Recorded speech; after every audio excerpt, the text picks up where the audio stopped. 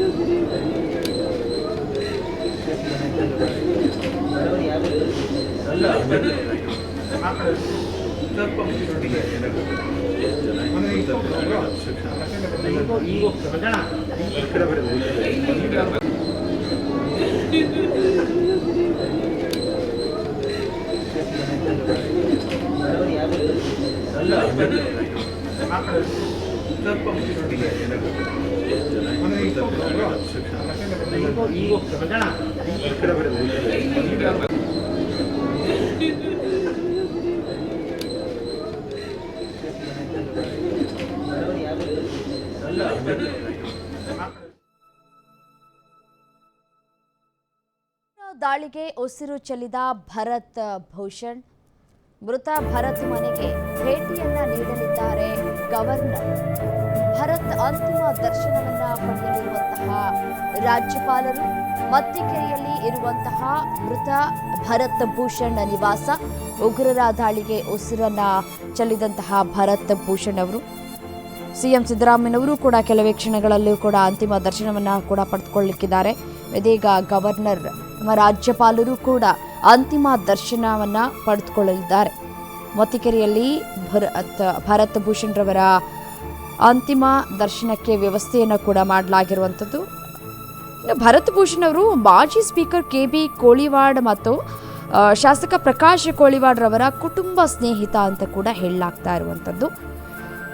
ಅವರ ಮೃತದೇಹವನ್ನು ಇದೀಗ ಅವರ ನಿವಾಸದ ಮುಂದೆ ಇರಿಸಲಾಗಿರುವಂಥದ್ದು. ಸಾರ್ವಜನಿಕರಿಗೂ ಕೂಡ ವ್ಯವಸ್ಥೆಯನ್ನು ಕೂಡ ಮಾಡಲಾಗಿದೆ.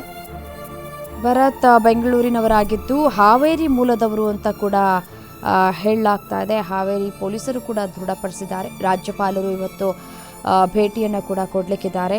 ಅಂತಿಮ ದರ್ಶನವನ್ನು ಕೂಡ ಪಡೆಯಲಿದ್ದಾರೆ. ಸಿಎಂ ಸಿದ್ದರಾಮಯ್ಯನವರು ಕೂಡ ಇವಾಗ ಇನ್ನೇನು ಕೆಲವೇ ಕ್ಷಣಗಳಲ್ಲಿ ಅಂತಿಮ ದರ್ಶನವನ್ನು ಕೂಡ ಪಡೆದುಕೊಳ್ಳಲಿದ್ದಾರೆ. ಎಲ್ಲ ಸಿದ್ಧತೆಯನ್ನು ಕೂಡ ಮಾಡಿಕೊಳ್ಳಲಾಗಿದೆ. ಅವರ ಮನೆಯ ಮುಂದೆ ಅಂತಿಮ ದರ್ಶನಕ್ಕೆ ಬಿಗಿ ಬಂದೋಬಸ್ತನ್ನು ಕೂಡ ಮಾಡಿಕೊಳ್ಳಲಾಗಿದೆ. ಸರ್ಕಾರವು ಕೂಡ ಮುಂಜಾಗ್ರತಾ ಕ್ರಮವನ್ನು ಕೂಡ ತೆಗೆದುಕೊಂಡಿದೆ. ಯಾವುದೇ ತೊಂದರೆಗಳು ಕೂಡ ಆಗದಂತೆ ಬ್ಯಾರಿಕೇಡ್ಗಳನ್ನು ಅಳವಡಿಸಿ ಮನೆಯ ಮುಂದೆ ಸಾರ್ವಜನಿಕರಿಗೂ ಕೂಡ ವ್ಯವಸ್ಥೆಯನ್ನು ಕಲ್ಪಿಸಿಕೊಡಲಾಗಿದೆ. ಅದರ ಜೊತೆಗೆ VVIPಗಳು ಕೂಡ ಬರುವಂತಹ ಸಾಧ್ಯತೆ ಹೆಚ್ಚು ಇರುವಂತಹ ಹಿನ್ನೆಲೆಯಲ್ಲಿ ವ್ಯವಸ್ಥೆಯನ್ನು ಕೂಡ ಮಾಡಲಾಗಿರುವಂಥದ್ದು. ದೃಶ್ಯದಲ್ಲಿ ಗಮನಿಸ್ತಾ ಇದ್ದೀರಿ, ಅವರ ಕುಟುಂಬಸ್ಥರೆಲ್ಲರೂ ಕೂಡ ಕಣ್ಣೀರನ್ನು ಹಾಕ್ತಾ ಇದ್ದಾರೆ. ಭರತ್ ಭೂಷಣ್ ರವರ ಕುಟುಂಬಸ್ಥರೆಲ್ಲರೂ ಕೂಡ ಕಣ್ಣೀರನ್ನು ಹಾಕ್ತಾ ಇದ್ದಾರೆ. ಅಳಿಯನನ್ನು ನೆನೆದು ಅತ್ತೆ ಕೂಡ ಕಣ್ಣೀರನ್ನು ಹಾಕ್ತಾ ಇದ್ರು. ಕೊನೆಯದಾಗಿ ಮಾತನಾಡಿದಂತಹ ಸಂದರ್ಭಗಳೆಲ್ಲವನ್ನ ಕೂಡ ಈ ಸಂದರ್ಭದಲ್ಲಿ ನೆನಪು ಮಾಡಿಕೊಂಡು ಕಣ್ಣೀರನ್ನು ಹಾಕ್ತಾ ಇದ್ರು. ಇನ್ನು ಆಕ್ಸಿಜನ್ ಸಪೋರ್ಟ್ನಲ್ಲಿ ಭರತ್ ತಾಯಿ ಕೂಡ ಇದ್ದರು. ಮಗನ ದುರಂತ ಅಂತ್ಯದ ಬಗ್ಗೆ ಅವರು ಊಹೆ ಕೂಡ ಮಾಡಿರಲಿಲ್ಲ. ಇದೀಗ ಮೃತದೇಹವನ್ನು ಕೂಡ ಮನೆ ಬಾಗಿಲಿಗೆ ತಂದಂತಹ ಸಂದರ್ಭದಲ್ಲಿ ತಾಯಿಯ ಆಕ್ರಂದನ ಮುಗಿಲು ಮುಟ್ಟಿತ್ತು. ಅದನ್ನು ಯಾವತ್ತೂ ಕೂಡ ನಾವು ಎಕ್ಸ್ಪ್ಲೇನ್ ಮಾಡೋದಕ್ಕೆ ಸಾಧ್ಯ ಆಗೋದಿಲ್ಲ. ತಾಯಿ ಹೃದಯಕ್ಕೆ ಎಷ್ಟು ನೋವಾಗಿರುತ್ತೆ. ಈ ವಯಸ್ಸಿನಲ್ಲಿ ಮಗನನ್ನು ಕಳ್ಕೊಂಡು ನಾವು ಬದುಕಬೇಕಾ ಅಂತ ಹೇಳಿ ಅನ್ನುವಷ್ಟರ ಮಟ್ಟಿಗೆ ತಾಯಿ ಮನಸ್ಥಿತಿ ತಲುಪಿರುತ್ತೆ. ಭಗವಂತನಿಗೆ ಹಿಡೀ ಶಾಪ ಹಾಕ್ತಾ ಇದೆ ಇದೀಗ ಕುಟುಂಬ. ಪುಟ್ಟ ಮಗು 3 ವರ್ಷದ ಕಂದಮ್ಮ, ಅದಕ್ಕೇನೂ ಕೂಡ ಗೊತ್ತಿಲ್ಲ. ತಂದೆಯ ತೋಳಿನಲ್ಲಿ ಬೆಳಿಬೇಕಾದಂತಹ ಮಗು ಇದೀಗ ತಬ್ಬಲಿಯಾಗಿದೆ. ತಂದೆಯನ್ನು ಕಳೆದುಕೊಂಡು ನರಮೇಧ ಕೆಲಸವನ್ನು ಮಾಡಿದ್ರಲ್ಲ, ರಾಕ್ಷಸರಿಗೆ ಸರಿಯಾದ ಶಿಕ್ಷೆ ಆಗಬೇಕು ಅಂತ ಹೇಳಿ ಪ್ರತಿಯೊಬ್ಬರು ಭಾರತೀಯರು ಕೂಡ ಕೇಳ್ಕೊಳ್ತಾ ಇರೋದೇ ಸರಿಯಾದ ಶಿಕ್ಷೆ ಆಗಬೇಕು, ಸರಿಯಾದಂತಹ ಬುದ್ಧಿ ಕಲಿಸಬೇಕು ಅಂತ